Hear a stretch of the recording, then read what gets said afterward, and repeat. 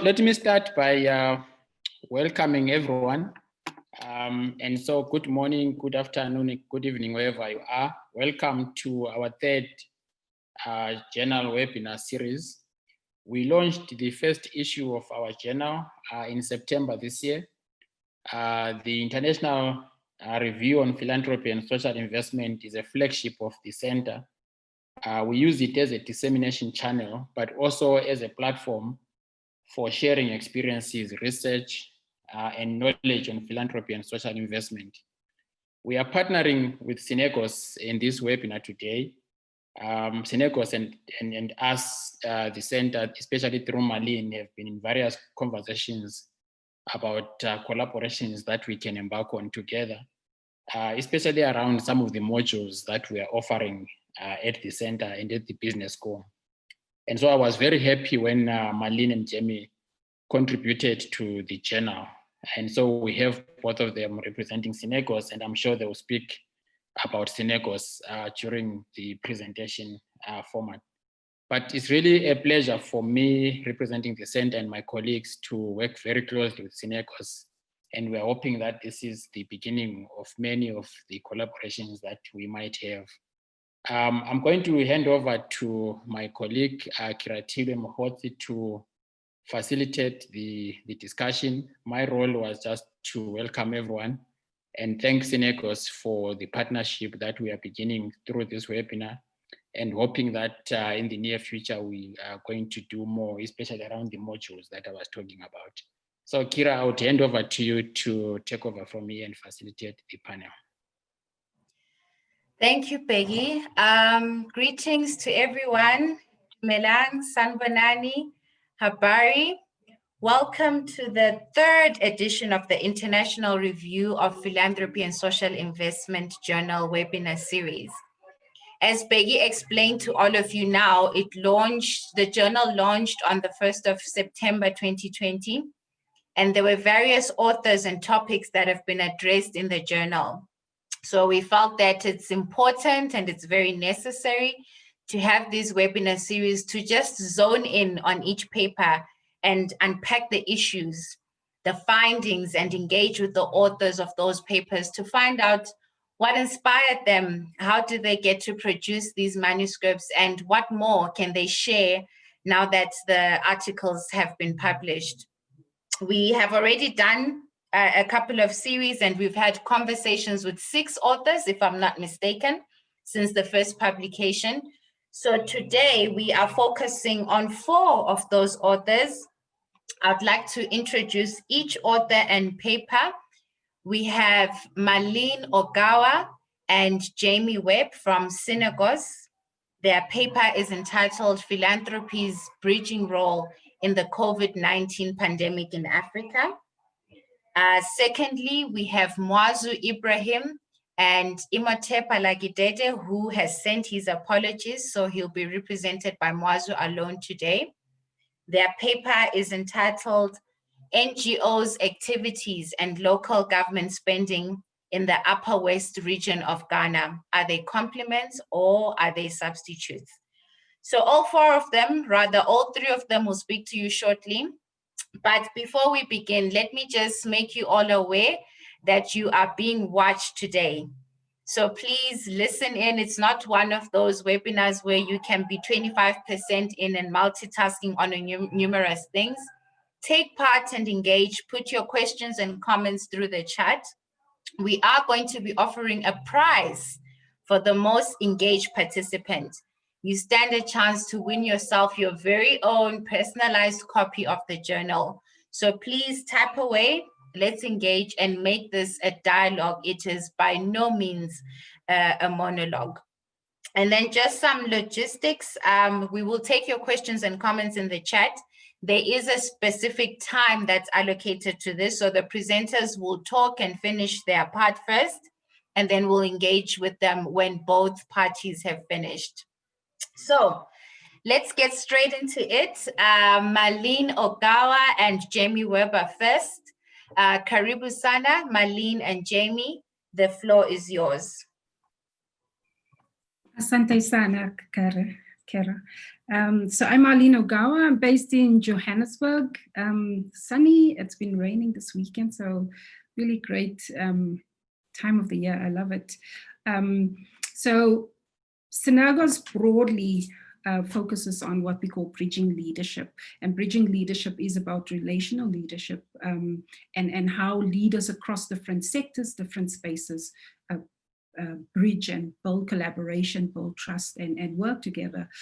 And so one of the circles, and Jamie, he's responsible for philanthropy within Europe and also the continent, Africa, across Africa, is going to speak about what we've seen in terms of philanthropy and how leaders are bridged during this time of COVID.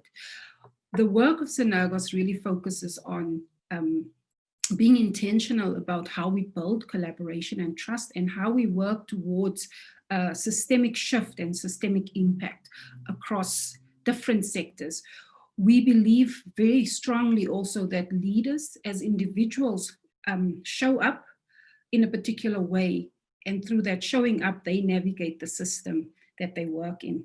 So a big part of our work focuses on working with leaders to transform themselves, and we call that inner work for social change. And we work that way in different geographies, different sectors.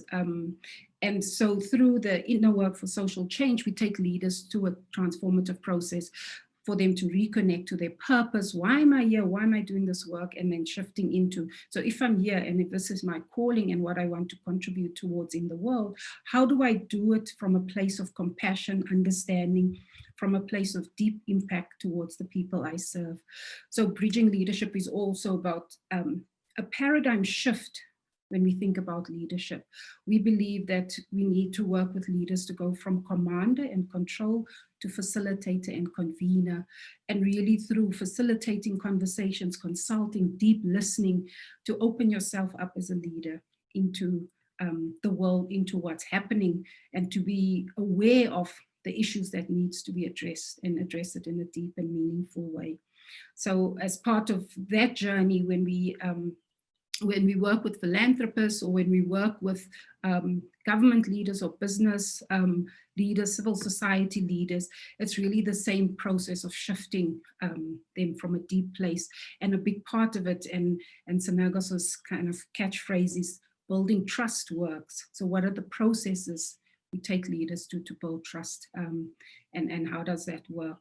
And so within that context, it's also that we create ownership of the issue and then co-ownership of as a collective, and through that co-ownership of the issues, it then moves on to collaborative action and working together. We firmly believe that you can only shift systems, make impact when you work together.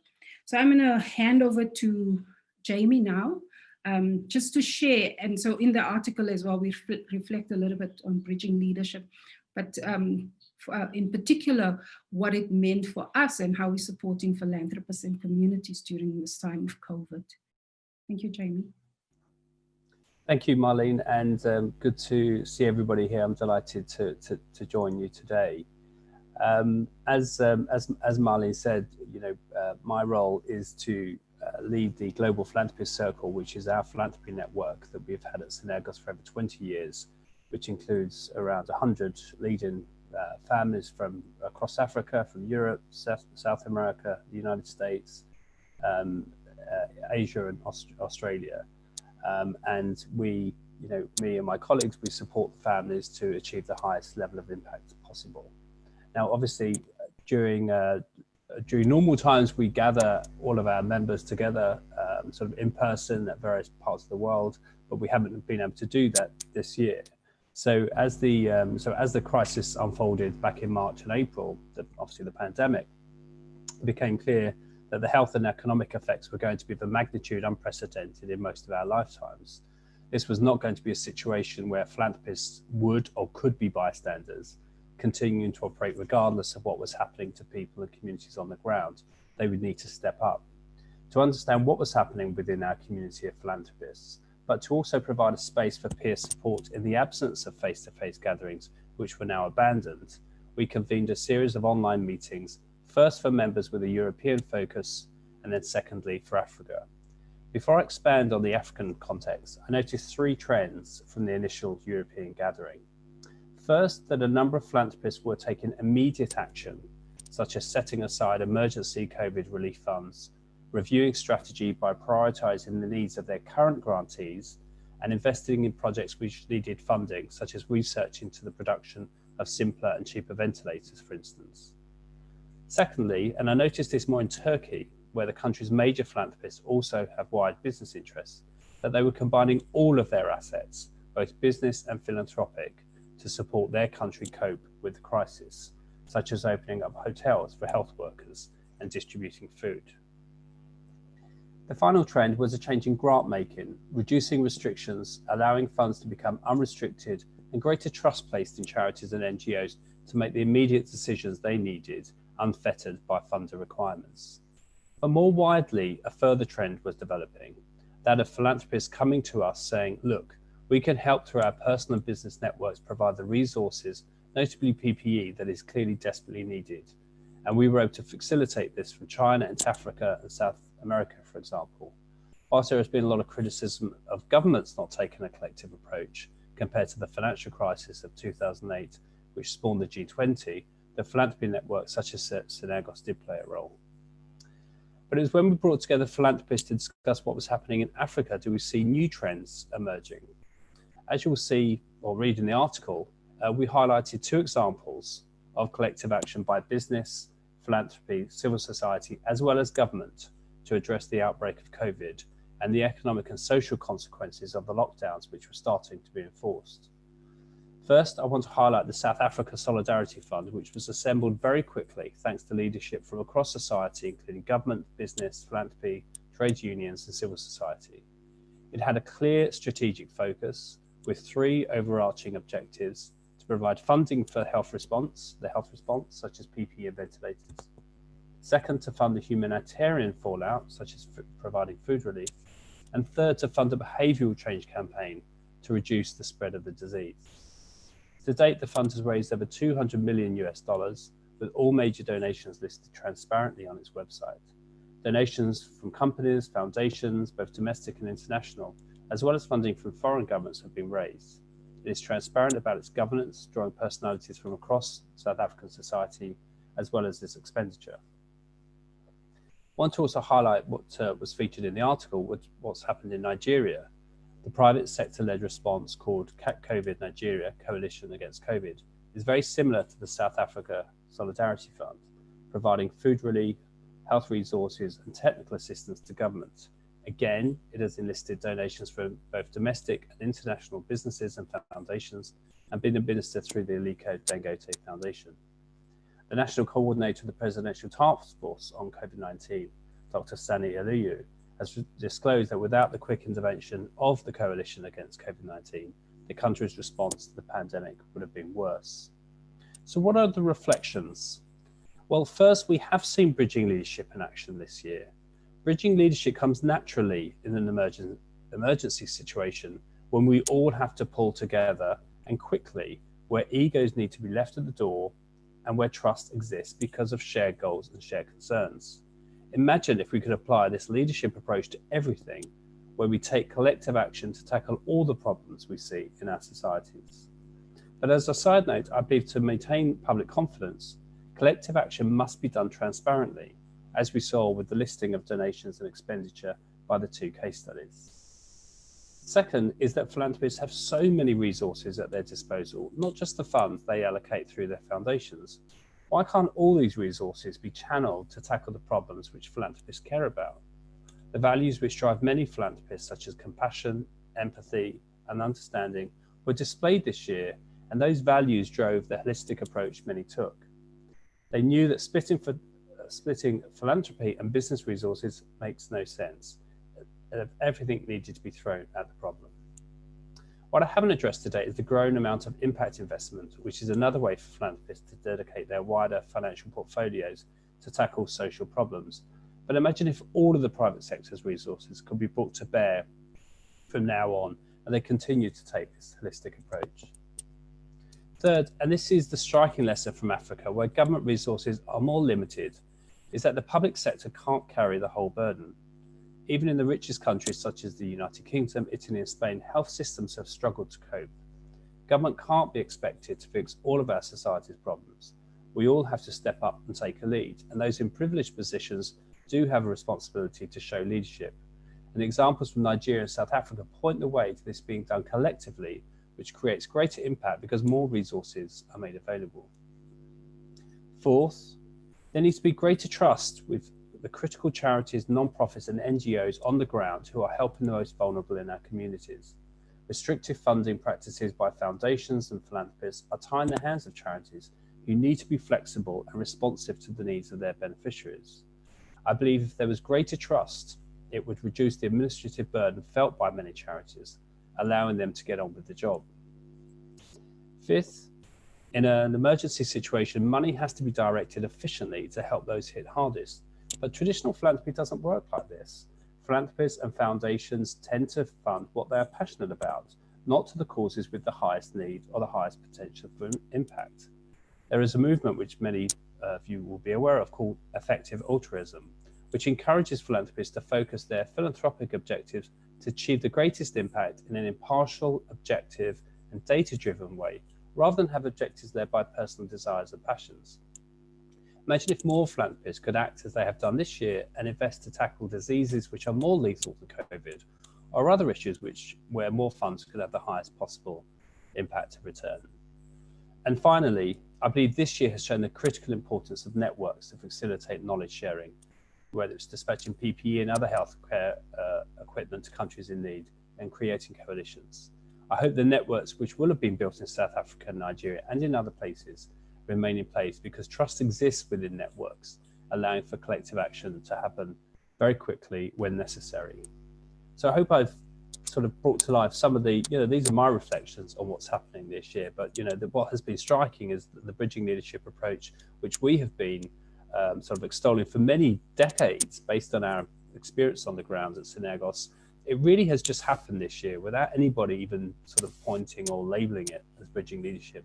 Because during tough times, during emergency situations, when everybody has to come together, bridging leadership really comes to the fore.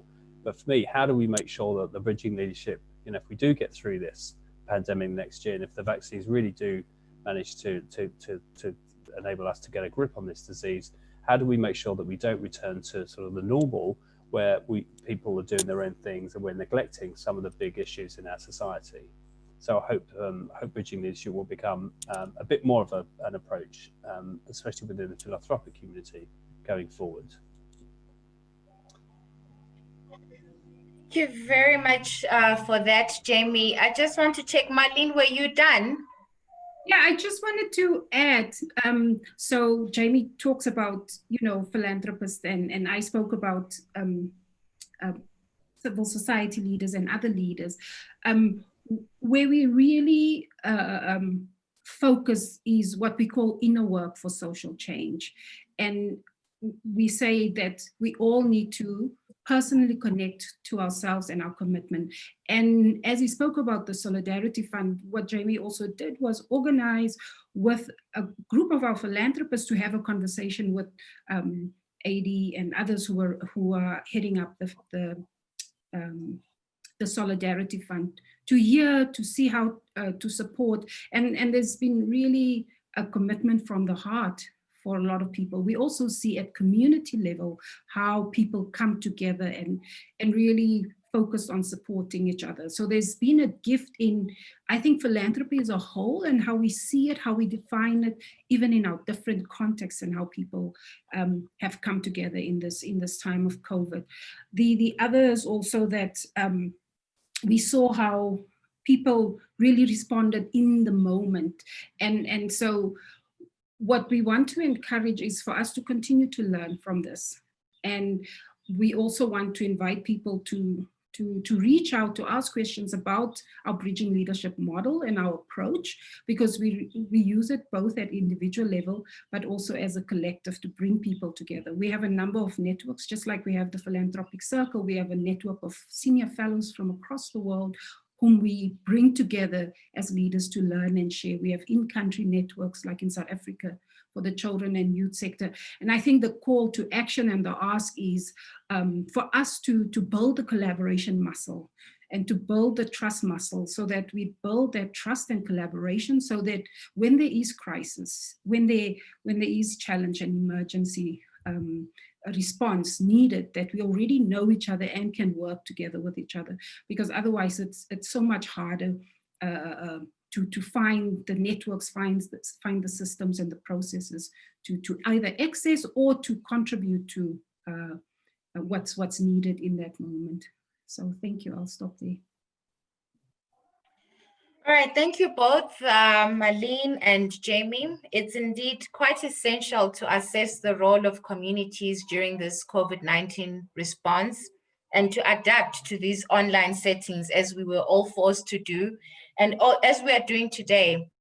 I really like what you described, this bridging leadership model is quite important when there are shared goals, because as most of you are aware, there is some competition and rivalry in the philanthropic sector as well. So it's not always easy to get them together, to work together and to collaborate. So I'd like to allow the audience to digest this. What do you say, shifting mandates? What has happened in your communities, in your context post-COVID? How have the NGOs shifted their mandates? Because people who were traditionally pro, maybe let's say, providing water, were now taking part in giving food parcels. People that were more of a religious organization and their mandate is towards that, also went into the food business and giving out food parcels. So we saw a lot of changes, as Jamie described. Please digest it, think about it, pose your questions and comments on the chat so that we can address them during the Q&A session. So thank you for that. We're doing well on time. So I'm happy that we're going to have a little bit more time for the Q&A session. But for now, let's move on to the next speakers. Prof. Imhotep sends his apologies. He's not able to join us today. So we only have one speaker present who's going to represent them both, Muazu Ibrahim. Their paper is entitled NGOs, Activities and Local Government Spending in the Upper West region of Ghana. Are they complements or are they substitutes? Muazu Ibrahim, karibu sana. The floor is yours. Yes, thank you very much for this opportunity, and well done on the organization of this webinar series, and big congrats to CAPSI as well. This particular presentation will actually move away from COVID discussion. Of course, it holds some lessons for COVID.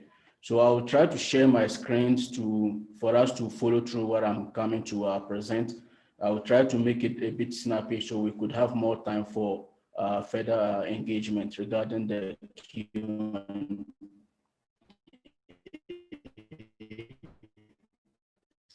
section.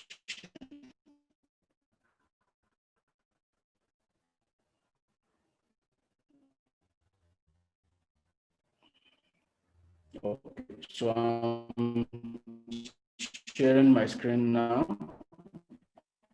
Muazu? Muazu? It's quite clear. Can you hear me, Muazu?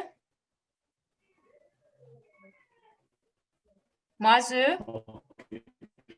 So I'm coming to actually look at the relationship between NGOs activity and local government spending in Upper West region.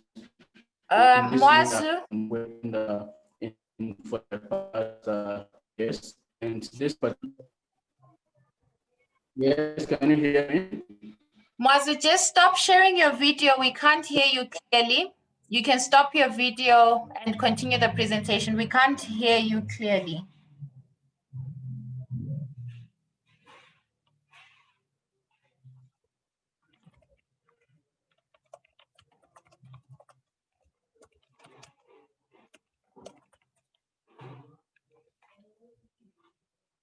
Okay, apologies. We can't hear Muazu very well, and it's probably a bandwidth issue.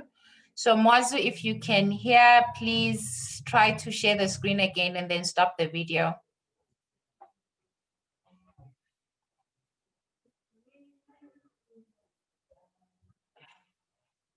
Okay. So whilst we're waiting for Muazu, maybe let's go back to Jamie and Marlene. I saw a comment there, or it's rather a comment and a question. It's from Tambuzai Muzenda. She says, thinking about the Solidarity Fund in South Africa, we love this collective commitment.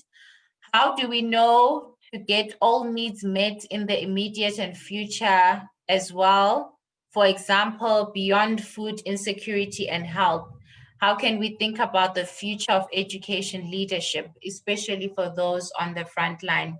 So it's a couple of questions rather, but I'd love to hear your thoughts, Marlene and Jamie. I'll let Marlene talk about sort of the South African context, as she'll know more. But I think as I sort of pointed out, I think there could be a new model, that will develop from this year, where we do take this collective approach to issues beyond food insecurity and the other effects of this pandemic in areas like education, other health issues, provision of water and other basic services. So there's no reason why a collective action approach couldn't be taken to other things. It requires there to be some will, but hopefully this year has shown, especially in those examples in Africa and on the continent, that actually when there is a will, there is a way that actually this collective approach can be taken. But I think Marlene will know the South African context more than I do in terms of what can be achieved and some of the networks already in place. Yeah, I think the lesson is that, and across these spaces where we work, that our systems are so complex and our systems need us to work as a collective and collaboratively. When we think about different issues, whether it's food security, it's not only about agriculture, but it's also about health and other aspects. And how do those government departments, how do business and civil society, academia, how do they work as a collective? For example, in Nigeria and Ethiopia, we focus on agriculture and work with those ministries. But as part of the conversation and understanding, there's a call to Ministry of Agriculture, the farmers, the cooperatives, the traders, all the players in that system to come together and talk to each other. And talking is at the different levels. So from the farmer telling his or her story around what happens if I don't get a fair price for my bag of coffee, right? And the trader sharing their story and the exporter. So the whole system talk to each other. And inner work, as I spoke about earlier on, is really about what are I'm calling it skills, but what is needed for leaders to open themselves up, to listen to each other. And Jamie mentioned ego. Ego is a big part of what we reflect on with the leaders and see how we get them to shift in terms of, it's not just about me, it's about the bigger service that I want to contribute in society. And so that's the process that we take them through so that they can understand each other. It's similar within the children's sector. We have a fellowship here in South Africa that's represented by government, by NGOs, civil societies, the big networks that works across the sector. And there, especially in education and community, we see that we have a cohort of care workers who service families and children. And what's the leadership at the different levels that we grow? A big part for me, and one of the learnings is, what is the resilience that we build as we work with different cohorts of people? What's our resilience? And that's what I would ask you right now in this moment. Bridging leadership is also very much about self-care. How do I take care of myself as a leader, irrespective of where I work, so that I can take care of myself, so that I can show up and continue to show up for the people that I serve. So well-being is also, we have a whole well-being project where we look at different social entrepreneurs as well and how they take care of themselves. Same for philanthropists, same for other leaders across the sector that we work with. So I don't know if the presentation. Yeah. The question I would ask is, how do we take care of ourselves so that we can continue to work? Yeah. Perfect. Perfect. I actually remember reading sometime in March, April, just when the pandemic had come out, the forecast of how it was going to wipe away Africans, were all going to die and be impoverished forever. So I think all the countries overall have really done well to defy those odds. And it all comes down to the fact of us as African people as well, being able to take care of one another, not being too dependent and reliant on these donor funding mechanisms. So it would be very key to see what the people as well are doing to help themselves, how we have become more resilient and how we are better prepared or have learned from this for a future scenario should it come. So those are very interesting reflections. Is Muazu back? Let me just hear if Muazu is back. Jamie, there's a question for you in the chat as well. Okay, Muazu is not back, so we can take another question. Please, everyone, we encourage you to go ahead and post your questions and comments in the chat. So I guess we'll attend to your questions, Jamie and Marlene, now before Muazu can present his part. So the question is, in the lessons section, Jamie mentioned that philanthropic organizations have resources over and above funds, and all these resources can be drawn upon. Can you say a little more about these? What are some of these resources and how can they be used? Yeah, thank you, Shelley, for that question. I think in the broadest possible sense, I think there are sort of 5 sort of areas, and beyond philanthropic funds.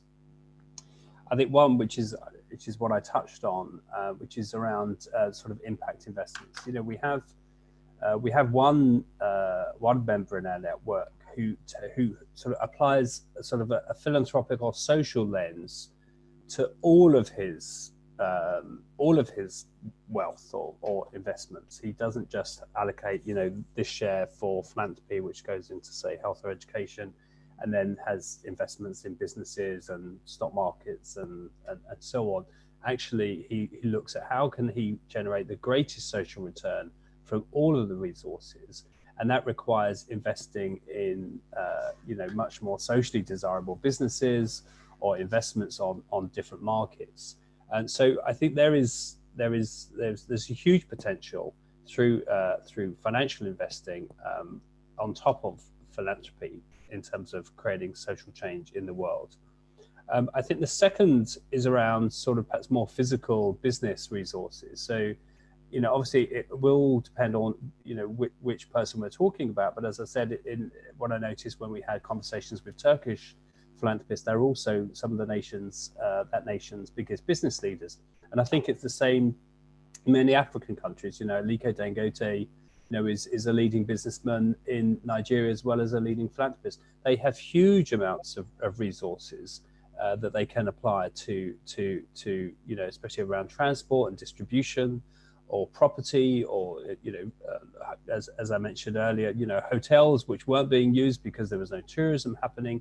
They were put at the disposal of health workers so they could safely keep their families safe whilst they worked in healthcare settings. So there are all these different resources that individual families have. I think the third thing, which is sometimes forgotten about, is their time. For them to apply their time and all their skills and experiences to a social challenge or an environmental challenge, whatever it is. That's hugely worthwhile. A lot of philanthropists are business people as well. They have got huge amounts of experience. So I think the third aspect is time. I think fourth are networks. The whole point of today is the power of networks to actually bring around change. With it, each philanthropist will have their own networks, will have their own business network or their own personal network, or how can those networks be brought to bear to sort of tackle a social challenge. And I suppose the fifth element, and again I noticed this within some philanthropists where they fund a number of organizations. It was actually bringing all of those organizations together and say, okay, well, where are the strengths, where are the weaknesses? And actually, as you know, I think as was highlighted earlier, you know, an NGO that is providing water can also then provide food distribution and so on. So they don't have to sort of just stay, you know, in their lane. You know, they can actually expand, especially during an emergency situation. If there are gaps, somebody needs to fill it. And actually, by sort of creating a network for all charities and NGOs, which a philanthropist supports, that is a way of doing that, because there's far too much. You know, it's a very competitive sector, the charity and NGO sector. A lot of charities are doing the same thing. They don't. There's a lack of, you know, especially from a UK perspective, there is a lack of partnership working. There is a lack of, you know, working collaboratively with others. But actually, during an emergency, you have to work collaboratively. There is no choice. But again, why can't that be the norm from now on? So I think it's definitely, and philanthropists have a key role to ensure that can happen, because they can actually, you know, sort of force that as an issue to be discussed. So I think, you know, there are sort of those 5 sort of broad areas that philanthropists can bring into this. Thank you, Jamie. Marlene, do you want to add?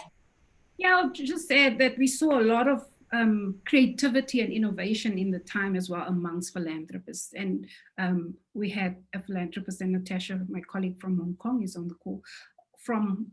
We had a philanthropist from China who was sending masks right off the bat when the pandemic just hit to the US. And we had to find another philanthropist who could organize the logistics. So really that creativity in the moment based on access as well, and other connections that they might have or people they might know.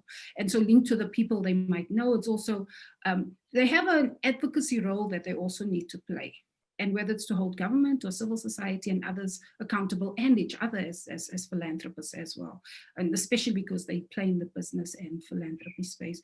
So I think it's really, those are the other resources that they have that I feel in terms of their voice and their collective voice to challenge status quo, to challenge systems, to challenge leadership, government leadership. And for me, that's also very important.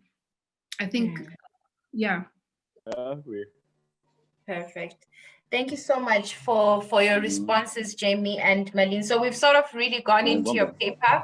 We'll take more questions at the end, as I believe Muazu is back.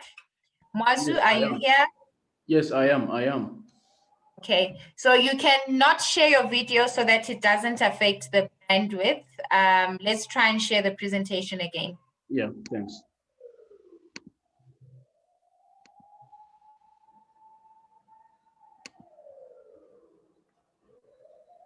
Okay, we can see. Excellent.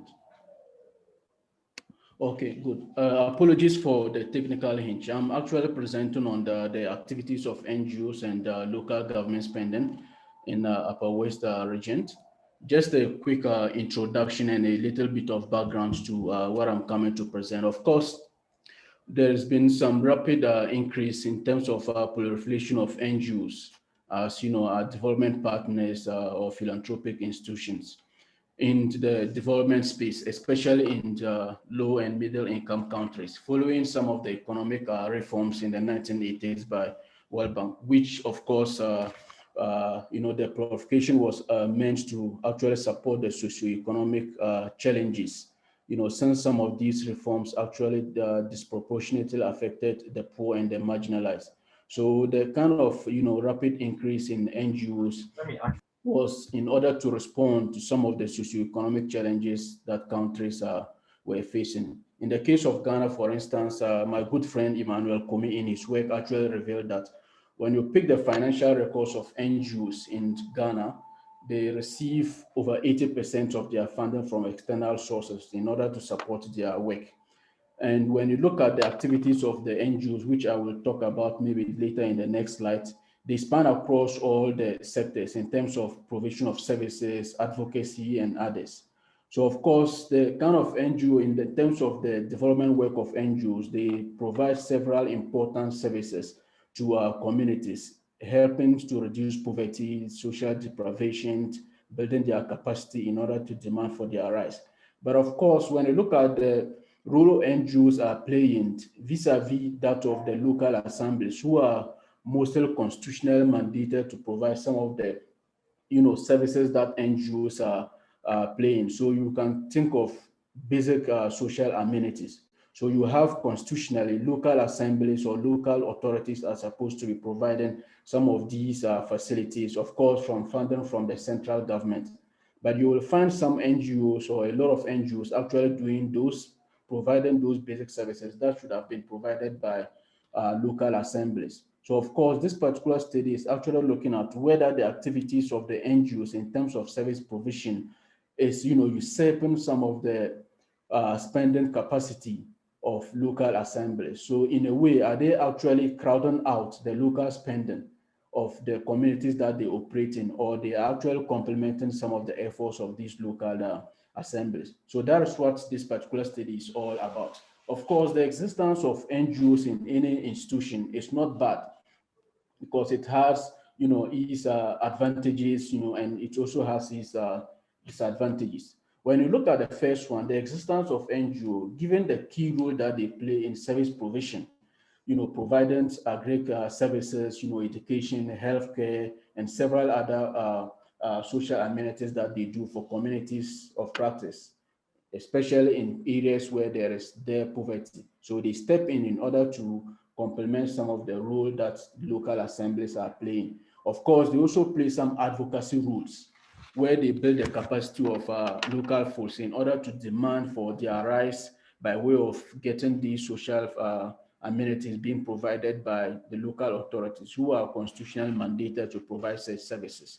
So of course, there is also evidence that in areas where there is some active involvement of citizenship engagement through the activities of NGOs, you will find social facilities being put up by local authorities. Beyond this, we can also think of some disadvantages owing to the proliferation of NGOs activities in some communities. For instance, like I made mentioned earlier, the existence of NGOs may not necessarily complement the activities of these local assemblies. They may also lead to decrease in the government spending. So of course, once the NGOs are there providing such services, local assemblies may think, okay, you are there doing what we're supposed to do. So in the end, you are also trying to achieve the very goal that we wanted to. So instead of spending in this particular area, we will not do it, we will rather go elsewhere, or they may not even budget for any of those social amenities at all. So the very existence of NGOs may theoretically crowd out some local government spending. Of course, one may ask some crucial question whether these local assemblies are actually taking some advantage of the existence of NGOs to shun their constitutional mandated activities, or perhaps it could naturally be as a result of resource constraint. In fact, the proliferation of NGOs can also lead to some excessive, external dependence, where people will actually wait for some of big push from elsewhere in order for them to be able to make some progress. So you could actually look at the activities of NGOs, some sort of a double-edged sword, where it has its disadvantages and it also has its advantages, looking at where exactly you are focusing on. So this particular study is actually looking at, does NGO in the Upper West region actually complement the activities of the local assemblies in the study area, or they actually, substitute for the efforts of these local assemblies? So we just took a sample of, 395 households in the Upper West region, and this is one of the poorest regions in Ghana based on data from the Ghana Poverty and Standard Survey done by the Ghana Statistical Service. So we took three top, poorest districts. So the selection of these three districts, Wa West, Wa East, and Nadole Kale, they are actually based on their poverty incidence. So for instance, when you look at Wa West, for instance, about almost 93% of the households there are poor, based on evidence provided by the Ghana Statistical Service. So these three districts were actually selected based on their poverty incidence. And of course, because of the high nature of poverty in those regions, you will naturally find a lot of NGOs actually stepping in to support the local folks there. So we relied on the sample of 395, which we gleaned from the population and housing census And these sample size were proportionally distributed according to the various districts, the 3 districts that we looked at. So theoretically, we are trying to see whether the activities of NGOs actually substitute or complement the activities of the local assemblies. So empirically, we just posit a simple model where we based our question on the perception of respondents in terms of the households who are mostly the direct beneficiaries of some of these social amenities. So NGOs as a philanthropic institution, do their very existence actually usurp or substitute for the efforts of these local assemblies? And we are trying to look at how their very existence actually influence that particular perception. And later I will explain why we are using the perception as a proxy here. Because in most cases, especially in these particular areas, anytime there is some kind of inauguration or a handing over of maybe a school building or a polyclinic or a health post or something like that, during Davis, community members are informed of the financier or founder of such facility. So community members are fully aware whether this particular facility is being put up by the government or is being put up by the NGO. So they can pretty much tell. And in fact, having worked with ActionAid for some time, I have that particular experience in terms of supporting NGOs. In most of the cases, we even go ahead to mention the amount that has been invested in the community, especially when we are putting a school building. So community members are actually able to tell how much investment this particular NGO is actually bringing to their various communities. So we're looking at how the activities of NGO actually influence that particular perception that once you are there doing this particular work, our local assembly, who are constitutionally mandated to do that, will be shunning away from shouldering that particular responsibilities. So what did we find? Empirically, we estimated just 4 simple models. The first one, we looked at the activities of NGOs affecting that, fueling that particular perception, coupled with the socioeconomic factors, affecting that perception in terms of age of the respondents, their income levels, educational background, and religion. So our key variable of interest that we were looking at has to do with the NGO presence, whether NGOs are physically present, working or operating in that particular community. So we found that in all the regressions, we found a positive relationship, which means that the activities of NGOs actually fuel that perception that local assemblies will definitely be, shunning away from shouldering their constitutional mandated responsibilities. And this is from the perspective of the respondents who are the direct beneficiaries. So even in the second model, where we control for the attendance of, NGO activities by the community members, we still found some positive effect, suggesting that, of course, the presence of NGOs in these communities actually fuel the perception that local authorities are most likely not to actually do much in terms of what they are constitutionally mandated to do. Controlling for how active or political active participation of these respondents does not also change the results. Similarly, their trust in terms of local assemblies being able to actually shoulder their responsibilities does not also change the conclusion or the evidence that the very existence of these NGOs may usurp the spending capability of these local assemblies. As a robustness check, we also just try to look at, instead of using the dummy or a pro to proxy NGO existence, we looked at the number of NGOs operating in each of the community. And in the second robustness analysis that we did, we find similar positive effects, suggesting that in all the cases, the presence of NGOs may actually usurp the spending capacity of these local assemblies. So overall, what message are we carrying across? Like I mentioned, NGO activities, the proliferation of their work in certain local communities may usurp the local spending of local authorities, especially when the NGOs are so many. So here, instead of them to actually see themselves as partners, they may actually be, trying to see whether they're actually substituting the effect or, driving away some of the constitutionally mandated responsibilities of the local assemblies. Of course, like I mentioned earlier, we use the perception of households, and this is actually apt in a situation where community members are actually briefed on key social amenities in their area. especially during handing over ceremonies of those particular projects. So they are fully aware that for this particular health post or education facility, it's being financed or it's being put up by this particular institution. So they are fully aware.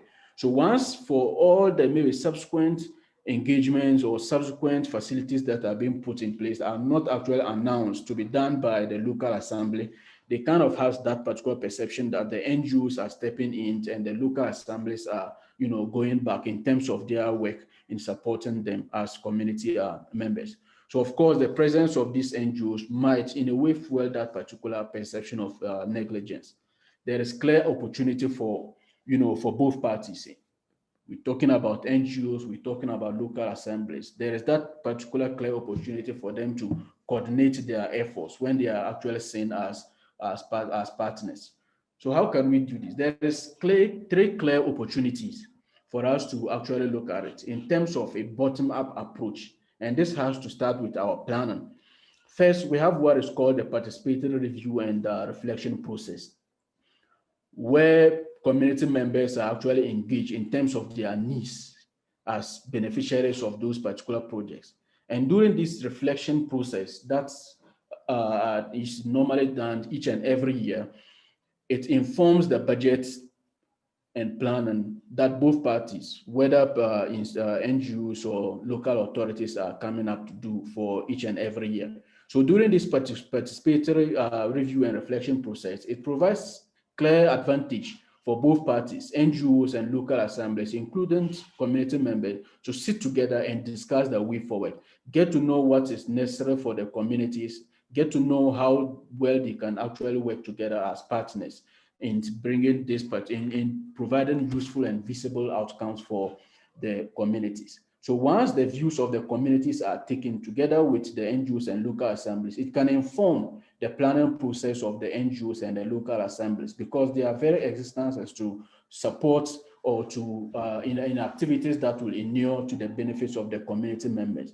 And the next one, which has to do with the planning and budgeting process, the APB, also provides an excellent opportunity for the NGOs as well as the local assemblies to work as partners in terms of using the knowledge and the messages that were obtained from the reflection process to inform their planning and budgeting process. One disadvantage that is here has to do with the local assemblies getting their funding from the central government, and Ghana's budgeting process does not coincide with that of the NGOs. So of course, NGOs may budget, then later planning officers, budgeting officers at the various district assemblies also, do their budgeting. So here it is actually important for them to see how they are able to make sure that their budgeting process actually coincides. Probably the NGOs being agile and responsive in terms of their budgeting process to respond to the needs of the local assembly. Now, once those budgeting processes are done in collaboration with all the key institutions involved, then we can think of the last phase, which is the joint implementation. So here, the joint implementation also has its challenges. One has to do with the ownership, who actually owns the project, especially if NGOs and local assemblies are coming together to co-finance a particular project, so that community members or beneficiaries will see them to be partners, in the development work. Who owns the place? Who owns this particular, intervention? So in this particular case, areas of concerns as to ownership, contribution, and attribution can be thrashed out in their respective partnership engagement strategies, so that for these particular institutions, in the sight of the beneficiaries, they see them to be working as partners. So here, even beyond taking the views of the respondents as evidence in terms of how the relationship between NGOs and local assemblies play out, in fact, an in-depth discussion, interview with the planning officers and budget officers of these three, district assemblies, local authorities that we actually studied, in fact, supported the evidence provided by the households that we interviewed. Of course, their argument is, yes, once there is this kind of NGO working in this particular area, we may not go there. So even if they are not providing everything for the community, we may not be able to go there, because we also believe that once they provide them with A, community members will request for B. And as NGOs, they may try as much as possible to try to provide them with D. So in a way, the actual confirming what the the households, the respondents actually said by way of NGO existence, usurping their local spending. But one big question that we can actually examine, or that is emanating from this particular study, is to what extent does really a good thing like NGO presence become a bad thing, and whether it does fuel that culture of external dependence, which in most cases is usually not sustainable. So of course, these are things that we can actually, think through in terms of going forward. Of course, in addition to actually using the perception of households who are the direct beneficiaries of these social interventions as evidence, in this particular study, a key weakness of this study has to do with our inability to provide information regarding their respective financial investment or coverage, relative to the size of the population or the community. So for instance, if you pick a typical community, if local authorities are able to reach about maybe 70% of the population, leaving the 30%, and NGO is coming in to respond to the needs of the 30%, then these 30% are most likely to have the feel of being neglected by local authorities, but that really isn't the case. So in terms of the coverage, in terms of the investment, in terms of the quality of the social infrastructure or amenities provided, we haven't been able to actually go deeper into it. And this, of course, can be reserved for future studies to actually re-engage. And this particular study would not have been possible without the support of CAPSI, that I'm happy to have had an association with them. And of course, my key co-author, who is not here, Prof, sending his apology. And this particular study was also supported by 3 strong and dedicated research assistants that I would like to acknowledge. So I have Joseph Amua, Davis Ezekiel. I also have Muftar. These were the guys who actually went to the field to collect this useful data, and they have been very excellent, and I'm really glad to acknowledge the support that they put into this particular work. Thank you very much, and I'm looking forward to a much broader discussion. Thanks a lot. Wonderful. Thank you so much, Muazu. That was a very colorful presentation, illustrated. But most importantly, thank you for sharing hard facts and data from the Upper West region of Ghana. And also for highlighting the opportunities. We have been speaking about the importance of coordination and collaboration, but you have highlighted the opportunities of how local authorities and NGOs can partner in that context. So thank you for that. We will allow you some time, all of you on the call, to digest Muazu's findings. Please feel free to share comments and post on the chat so that we can address those questions and comments. I'll go back to some of the questions that came just before Muazu presented. But before I do that, I just want to let you know that you all have an opportunity to be a reviewer on this journal. So if you have capacity to read some of the papers, we invite you to please log on to the link. I'm going to put it on the chat now. Put your details in there and register yourself as a reviewer so that you can be part of this and be part of letting papers succeed in this journal. If you're not able to register, I'll also put a link in the chat where you can contact Xolani, who is in charge of the journal, and he can assist you with any challenges that you have logging in. But please, I encourage you to register yourself as a reviewer. Okay, let's go back to some of the questions and comments. Tambuzai, are you there? She's given some really long comments. So I actually think instead of me reading, I want to allow her to share her feedback to Jamie and Marlene. So if you are there, Tambuzai, we permit you to speak and go ahead and share your question and comment to the two. Is she there?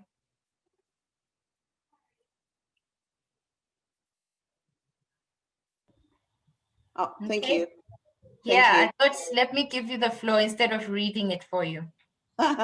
Okay, look, I think the conversation that we are having is quite important. I'm, however, asking, like, so when do we get there to really sort of look at a much more needs-based, you know, because there is so much going on. Jamie, you've highlighted already that, you know, there is various social lenses that we're looking at. However, I'm really thinking about, you know, how do we begin to have a much more sort of social compact development process that allows us to not just look at just one lens for investment, but to look at what are the challenges. I mean, if you take a community, for example, what are the challenges that they are facing, and how can we then take this elephant and have small bite sizes at a time?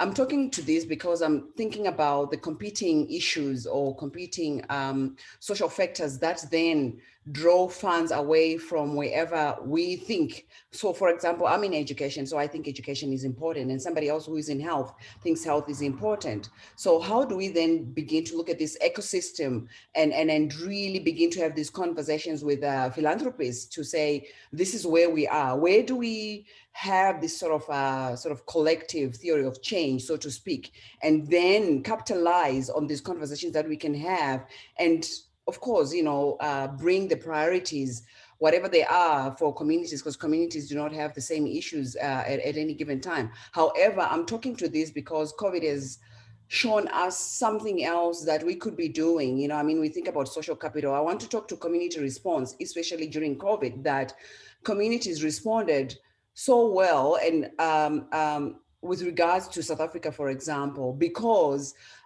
we've had a very good HIV response on the ground. And that really was sort of utilized in the background to really sort of promote issues around COVID. So how do we take that sort of social capital that is in existence and then think about how do we work across this sort of social and economic issues and identify resources, identify capacity as a whole, and begin to work so much more, in a much more functional space, so to speak. Yeah, so that's pretty much what I wanted to say. I write better than I speak. Thank you, Tambuza, but I think they got the essence of that. So Jamie, Marlene, you can take it one at a time. Yeah, I'll try. And I think, Becky, your question is also very similar. It is about what's the social re-engagement, and what do we have to unlearn and relearn about engaging with broader communities that we want to service. So whether you're philanthropists, whether you from government, and I think we've had some great lessons over time, but in this time of COVID, we are seeing it, and it's quite blatant. And one of it is that we need to include the voices of communities. We did a report a few months ago around funding from a place of trust, and we at Becky and the Ford Foundation on as part of the conversation as well. And it's truly around what does power look like, and how do we shift the power and the narrative around having money is power, and how do we allow for genuine and authentic conversation around the issues in communities, and how do we address it as a collective? So I think that's a big learning around the humanness of development, and that we want to create transformation and change for people, and what does that look like when it's authentic. And I think some of our lessons have been, we experience learning journeys, for example, where we have to go and see and interact with and experience the life of the communities that we want to serve. We can't sit in an office and make decisions on. And so these learning journeys is also deeper reflection around is what we think we want to do, because often we go in and we try and find solutions. So I think in the Afrocentric context, it's also to continue to understand and listen into what does it mean to respond to the needs. What is it that we can learn? And the cross-learning is from the West, the East, across the continent. What is it that we can learn from each other? And to recognize the equal voice that we all have, our wisdoms that we've come across over time that we can share. And so for us, it's really also about walking in the other shoes, so understanding each other better and connecting to culture and context, And over time, we've also worked a lot with community foundations, and that has surely helped us to learn and better inform philanthropists, government, business around what and how it can be done. So for me, also the other around Becky's question is, we need to interrogate the systems that are currently there and see what's working and what's not, and what are the positive deviances within that system that are working and how, and try and understand those. Because I feel we often do a lot of the same without challenging. The lessons from funding from a place of trust in that report, I'll paste it in the chat, has really been how flexible funding is so key for organizations, and how creative organizations can get if they're not restricted by targets, by deliverables that's formed somewhere else by someone else, but rather how it creates the space for organizations to be innovative, to respond to the immediate needs that are in the communities. Thanks. Okay, Jamie, before you respond, I see Marlene has also answered Becky's question, but for those who are unaware, Becky was asking, how do you think the concept of bridging leadership can address some issues? And the issue he highlighted is COVID-19 has questioned whether a corporate structure of an organization is sustainable. We have always depended on physical structures to solve social problems. This is no longer viable in Afrocentric cultures.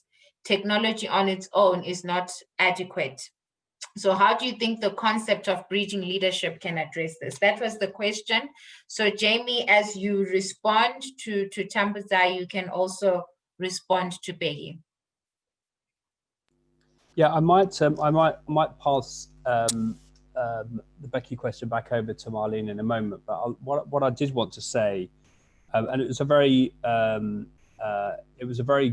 very good point that was made about, why isn't there this collective theory of change? And I think there are some real structural limitations that exist at the moment, where organizations on the ground, NGOs, tend to work on their own issue with their own constituents or beneficiaries, and they work in a bit more of a siloed way. And then on the funding point side, again, funders work and fund specific issues and things that they care about and causes. So they may well go into a community and build an amazing school, but they may well then neglect the other things in that community that's preventing children accessing education. And we have a program in the United Kingdom at the moment, which is run by the National Lottery Fund, which is a big funder, with receipts from sort of our lottery that we have. And they have a program called Better Start, where they work in the most deprived towns in the United Kingdom. And I have personal experience of their program in Blackpool, which is the most deprived town in the whole of the most deprived town in the whole of England.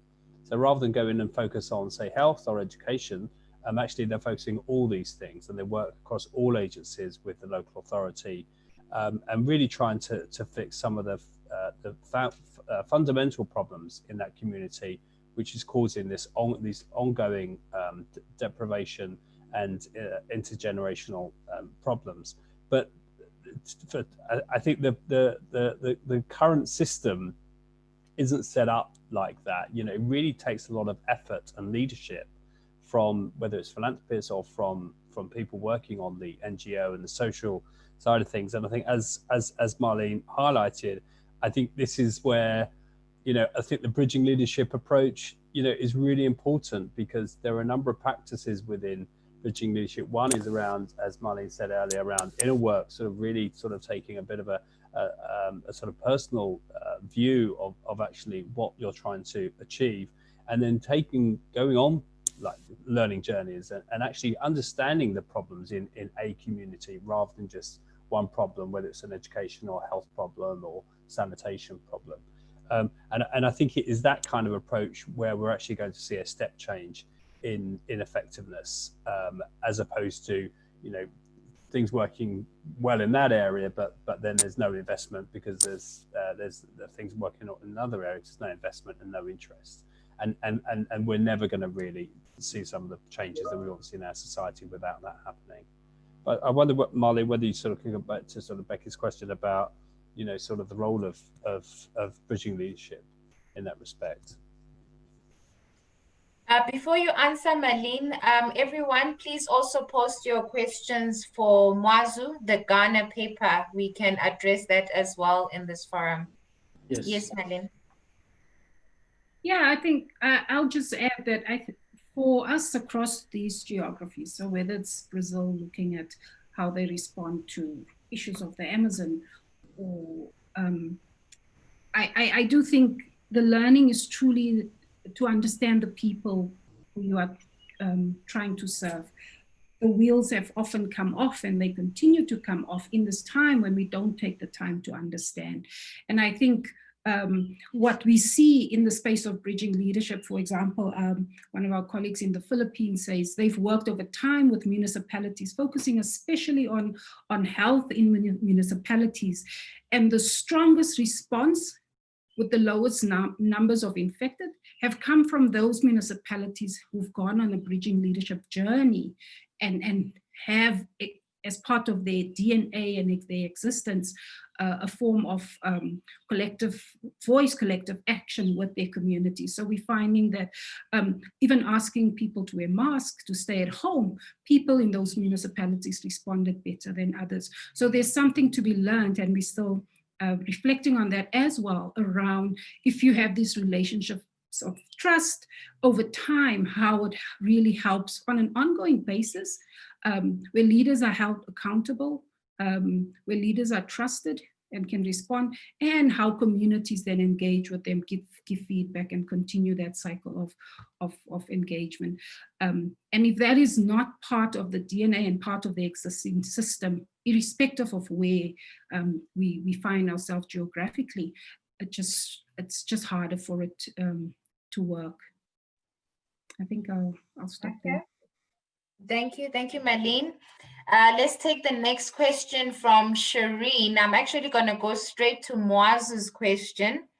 Muazu, Shireen is asking you, how can governments be held more accountable for key services in pandemics and crises of this nature?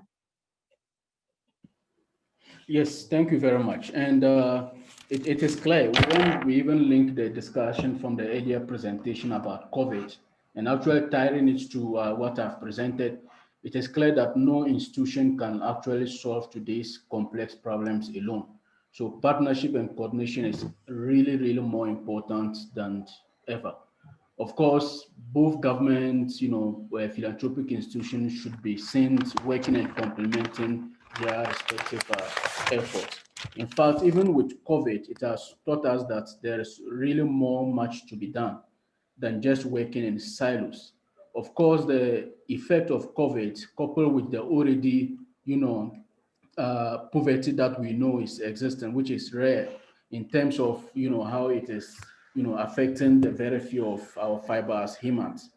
NGOs are actually stepping in to complement the efforts of these local assemblies. Like I made mentioned earlier in the background, in fact, NGOs started actually rising up, proliferation increasing in terms of their activities in the 80s.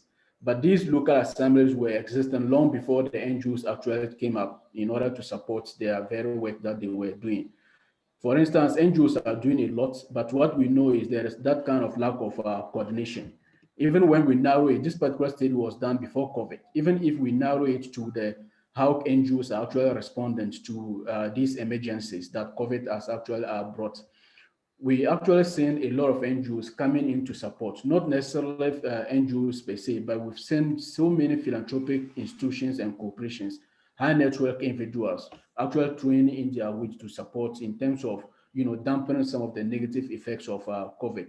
But one big question that we need to be aware is who actually populates the responses that individual countries and institutions are doing. Because of course, we know from the evidence that a quick analysis of the data shows that in fact, about 27 million people in Africa are at risk of going back to poverty because of COVID. In fact, the effect of lockdowns and several other measures that were put in place by government to contain this actually also came about with some negative effects, especially on incomes. Bear in mind that a decade ago, we all committed ourselves to the Sustainable Development Goals, and we'll be accountant in terms of our progress going into 2030. How are we responding?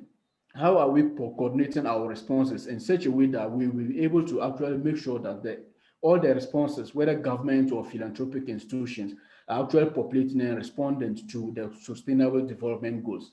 We have the voluntary, reporting that countries also do, but in terms of political will, it is very low. Are the NGOs, local authorities' responses actually feeding into the integrated planning and reporting toolkit, which is done to populate countries' responses in terms of how we are, working towards the achievement of the Sustainable Development Goals? The financing challenges are actually huge. The financial burden that countries, especially in developing countries, actually need is enormous. And no country can actually raise the amounts of money that is needed to be able to achieve the Sustainable Development Goals. So we really need to work more in terms of our collaboration.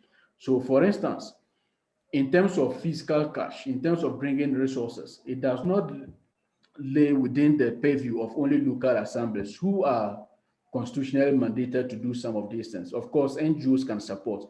But for instance, like I made mentioned, we are doing a lot. Dangote is doing a lot as a high net worth individual. So many NGOs are coming on board to support. But in terms of our commitment to make sure we actually achieve these sustainable development goals, no poverty, no inequality, quality education, and so many tangible outcomes, 17 tangible outcomes that were set.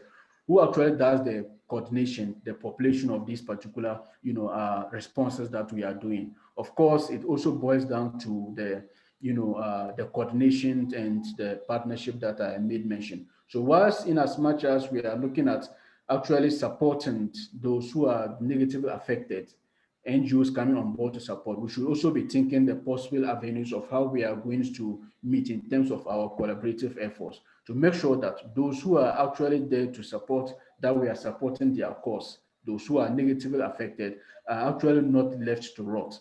Let's make sure our individual efforts, the weaknesses of one institution, are potentially compensated for by the strength of the other institution. How do we bring all these our weaknesses and strengths on board to make sure we leverage on them to support these individuals that are so much there in need of our help? So of course, NGOs are not necessarily saviors. They are there to complement the constitutional mandated responsibilities of local government. So if their very existence is actually shunning away, the social spending or what we were actually meant to do before they even came on board, I think it might be quite unfortunate, but that shouldn't be the case. They should actually be seen as partners or development alternative and players to make sure we are all getting to achieve these sustainable development goals. There is much more needed to that we should do in terms of partnership, in terms of coordination, in terms of collaboration. And COVID has actually really taught us a lot going forward. Thanks. Thank you, Muazu. You've actually answered the other questions as well. Someone had commented, Patricia Naya had commented on how NGOs' presence makes constitutionally mandated or institutions escape from their responsibilities. So you've touched on that, and how local authorities can reconcile their responsibility to boost public perception. So thank you for those responses, Muazu. I just want to go back. Here's a very nice one from Desmond. He says, since Synergos works closely with philanthropists, I would like to know if there's one key suggestion from the philanthropists on how we can reduce misappropriation of resources given by them to governments and other actors before and during COVID. In the process of building trust, bridging leadership. What do philanthropists say in this regard? So that's an interesting one. Jamie and Marlene? Yeah, I don't know. There may well be something specific that Desmond is aware of. So I'll just sort of answer the question sort of more broadly. I suppose it is always a concern about our funds being allocated as the philanthropist would request. So I'll leave whether money is being misappropriated to one side, because that's something that would need to be investigated. But there is a balance between a philanthropist trusting an organisation to use their funds for what they're intended to, and not asking too much of the charity or the NGO, where actually they spend so much of their resources reporting back, or the administrative burden of restrictive funding. So there is a balance, because obviously a philanthropist doesn't want so much of their money spent on back office and administrative aspects. They want the money to go to those that it's intended for. And I suppose it's and this is why a lot of philanthropists will normally steer towards more established organizations, perhaps some of the bigger international organizations where they have greater confidence. But the downside is that they're not necessarily funding really good local community organizations within the continent. And I think there is an organization called the African Visionary Fund, which sort of really is around as a way for international funders to fund local, more community-based organizations within Kenya, but more broadly in Africa. So I think it just requires a bit of work on the part of philanthropists to make sure that they're doing their due diligence, that they are finding those organizations. But I think once they do have an organization that they like, or organizations that they like, that they've done their due diligence, that they have a position of trust with them, that they allow them to really dedicate the resources as they see fit. In terms of government, I can't really necessarily answer that so much. I don't know many philanthropists that give to government.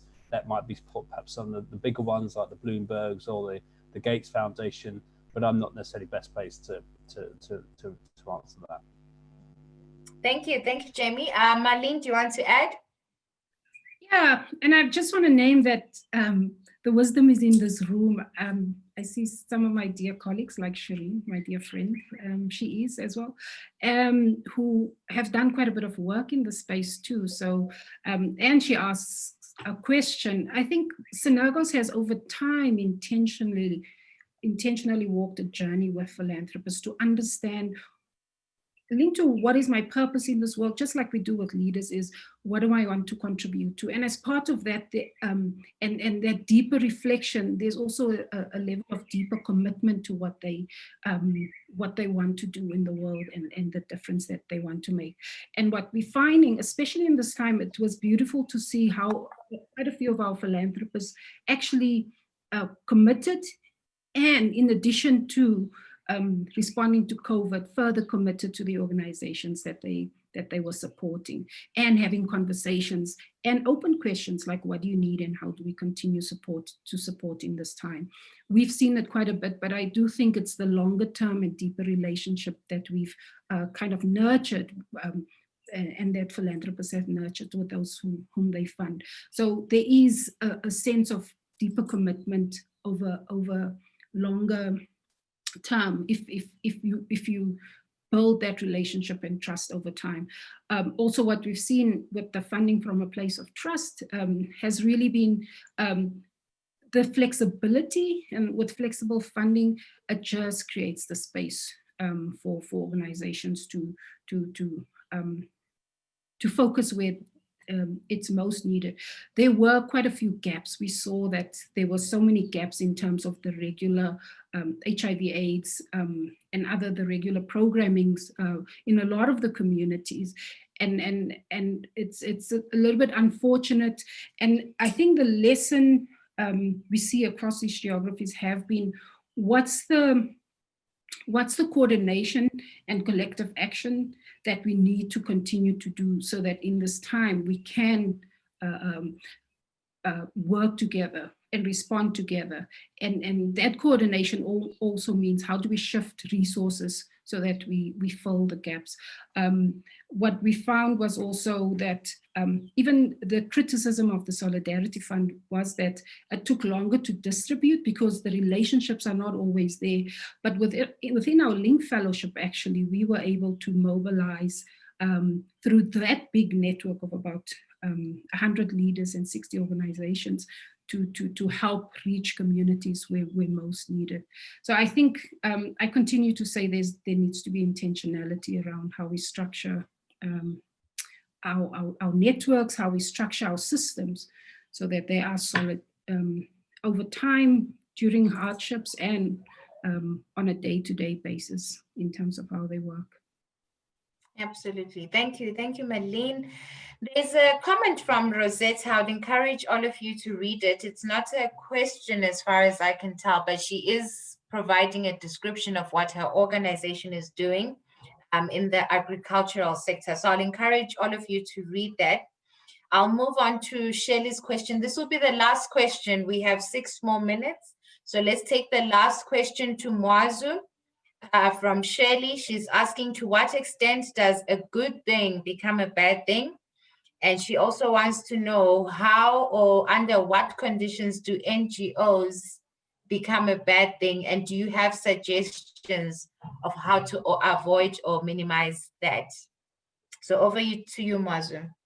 Yes, thank you very much for this excellent question. I think NGO will become bad if they actually crowd out social, spending on the part of the local assemblies. Of course, their very existence shouldn't actually inhibit, some of the benefits that will accrue to the beneficiaries, who are mostly the the local households. So in terms of NGOs being bad, their very existence should rather be complementing, the efforts of those who were already there before they came. This I'm referring to the local authorities. So the NGO should be seen, or local authority and NGOs should be seen complementing the work of each other. For instance, in terms of NGOs as their advocacy role, they also try to build the capacity of local authorities to demand for their rights. Some of these basic amenities are actually basic rights that is actually enshrined in the Constitution of Ghana. For instance, you need access to clean water, quality education, quality health. So, for instance, if NGOs are able to build the capacity of these local assemblies, households, to be able to demand for their rights and demand that households or local authorities should be able to provide such facilities. We've seen, in terms of capacity, advocacy and campaigns engagement of one key NGO that I've worked with, which is ActionAid. I know how they actually build the capacity of local authorities and trying to actually move away from being a direct service provider to an advocacy institution where they build the because to tackle the structural root causes of poverty, you need to be aware of some of the actions that will be taken once you are abreast with that particular knowledge. Once you know local authorities are not upping their game, you need to build their capacity in terms of their engagement skills, in terms of their negotiation. How well are they able to negotiate with these local authorities to be able to bring to bear the kind of visible outcomes that they really want to see? We've seen smallholder women farmers presenting communique, presenting petitions to regional ministries, to local authorities, asking them, demanding for the services of extension, agri extension services. And we've seen local authorities also responding by way of providing those particular services. Once they are actually building their capacity to engage with local assemblies, while at the same time also supporting and providing some of these basic necessities that will make life better for the local assemblies, we will actually see that both the actions of the NGOs as service providers and also as advocacy initiatives will also lead to increasing the awareness of these local assemblies that we need not to be sleeping on our job, we need to do so and so. Of course, they may give reason with regards to funding, but they should also be seen actually coming on board to support the NGOs in terms of how they are working in their various respective communities.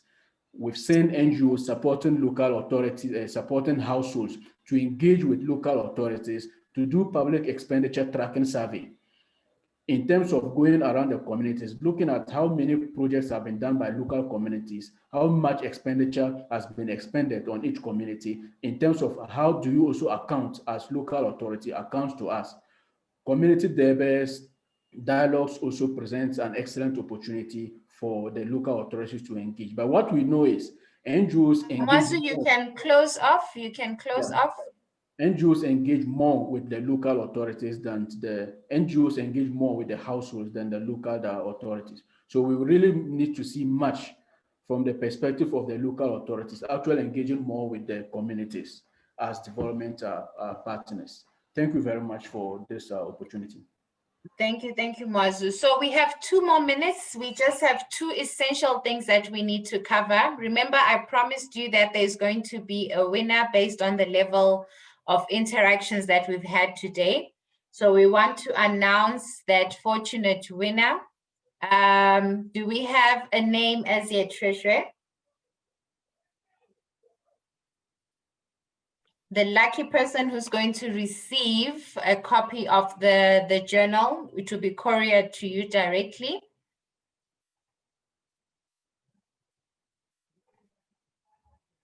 I can pretty much bet who it is, but I don't want to I don't want to say the wrong thing. So whilst they're telling it up, can we have closing remarks from our speakers? But I want to ask you specifically, where to from here? You've published the paper, what are you working on, and where to from here? But please keep it brief, 30 seconds for each one. I'm going to start with you, Jamie. Okay. Well, I'm very encouraged by what we've seen this year, and I think that the examples in the article in South Africa, Nigeria, I think they should be the model, not just within Africa, but for Europe and for the US and in other parts of the world. And we do see that bridging leadership really does work, and it shouldn't just be happening when there's an emergency. It can be used to tackle all sorts of problems that we see in our societies. So I'm hoping that this movement that we are trying to drive at Synergos will start to develop and grow beyond the pandemic. And thank you for having me. Perfect. Marlene, your 30 seconds. What Jamie said. No, but just to say thanks to CAPSI we also treasure the relationship and look forward to what's possible. Perhaps my call to action to all of us is to deeply figure out how we continue to collaborate. I think we need this. We need a collective voice on some of the issues, especially around funding, how it's done, philanthropy, and all of those. So it would be great. I saw some of our philanthropists on the call earlier, but they've left. And so to continue with these conversations, thank you very much. Yeah. Thank you, Marlene. Muazu, your 30 seconds. Yes, thank you very much. This has been very fruitful, and I look forward to more of this.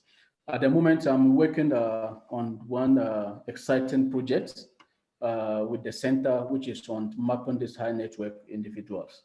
And my focus is actually on 3 countries, Nigeria, Ghana, and Ethiopia. We're looking at the biggest of the biggest, the richest in Africa. So we're looking at their work, their gifting, what goes into the factors affecting the direction of their, philanthropic activities and the rest. This is an exciting opportunity, and we are also building a database on the high network individuals in Africa in terms of their philanthropic activities and the amount of money they're actually pumping to support our communities. It's really exciting, and I look forward to having another webinar to discuss more of Dangotes and the rest. Perfect. Thank you to all our speakers. So I'm going to announce that winner. Who wants to guess who it is? Muazu, you want to take a guess? Yes, just looking at it, I can see sherry flowing throughout. Okay, well, I'm pleased to announce that we have a tie. The winners are Tambudzai and Shirley. So Tambudzai and Shirley, congratulations. We're going to contact you and send you a copy of the journal. But thank you to everyone for participating. You have all been really fantastic. You're going to receive a recording of today's proceedings. They'll also be available on the CAPSI YouTube channel. So thank you to all for joining. Thank you for your patience. We look forward to engaging once again. The next session will be in 2021. So that's when we'll convene again. That is fine. Thank you.